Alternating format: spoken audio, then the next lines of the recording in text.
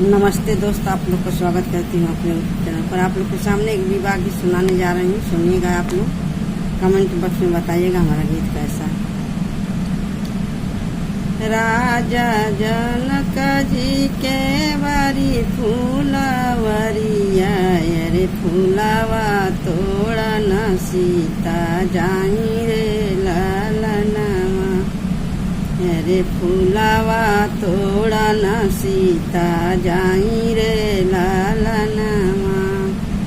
राजा जनक जी के बारी फूलवरिया, अरे सीता अरे फूलवा लोढ़न सीता जाई रे लालनवा, अरे फूलवा लोढ़न सीता जाई रे लालनवा।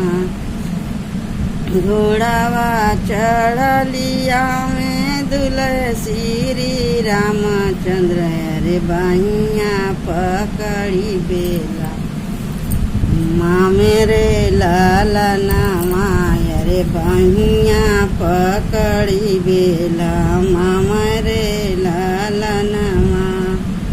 घोड़ावा चढ़लिया में दुल्हे श्री रामचंद्र, अरे बहिया पकड़ी बेला माई रे लालनवा, अरे बहिया पकड़ी बेला माई रे लालनवा। अरे छोड़ा छोड़ा मोरे प्रभु दाहिन बहिया, देखिली बाबा हमारा रे लालनवा। छोड़ा छोड़ा प्रभु मोरी दाहिन बहिया, अरे देखिली बाबा हमारा रे लालनवा। बाबा जे देखी है दुखित मन होई है, अरे खोजे लागे दुलरू दामाद रे लालनवा, अरे खोजे लागे दुलरू दामाद रे लालनवा। अरे अरे छोड़ा छोड़ा मोरे प्रभु दाहिनी बहिया, देखिली चाचा मारा रे लालनवा, अरे देखिली चाचा मारा रे लालनवा।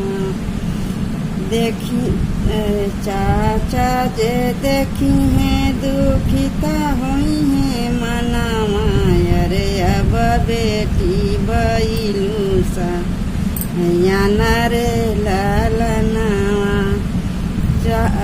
चाचा जे देखी है दुखिता हुई है मनवा, अरे अब बेटी बैली सायाना रे लालनवा, अरे अब बेटी बैली सायाना रे लालनवा।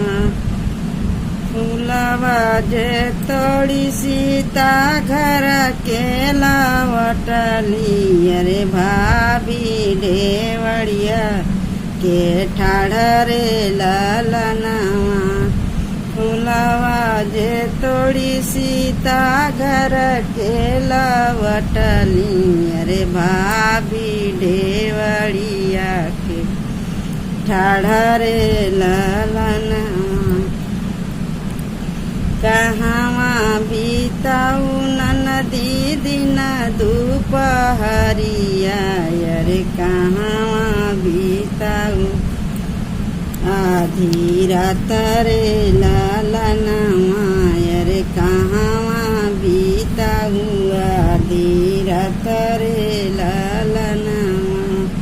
फूलवा तोड़न भाभी दिन दुपहरिया, अरे हरावा गुछत आधी रात रे लालनवा, अरे हरावा गुछत आधी रात रे लालनवा। हरवा जे गुछी सीता शिव के पहिना में, अरे शिवा जे दिहले आशीर्वाद रे लालनवा। हरवा जे गुथी सीता शिव के पहिना में, अरे शिवा जे देहन आशीष रे लालनवा। अरे जुग जुग बढ़ सीता तोहर सोहागवा, अरे अमर रही ए हवा तरे लालनवा, अरे अमर रही हवा तरे लालनवा।